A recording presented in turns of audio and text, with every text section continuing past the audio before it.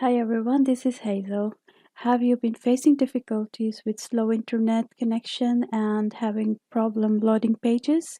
Well, if you are facing this kind of problem, then most probably you're facing the similar case that I've been facing.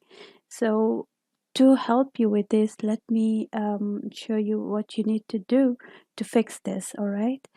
In your laptop, you have to go to this icon, which is like a shield.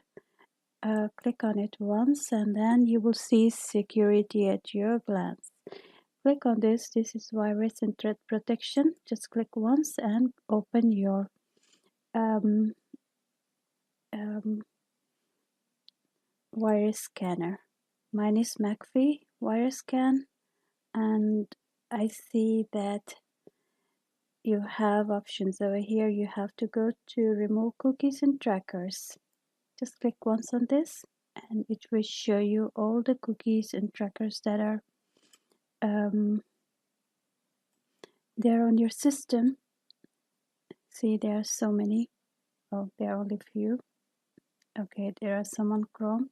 So I'm gonna continue and remove them all. It's clean. Right, so that's done. And then you will see your browser working great again.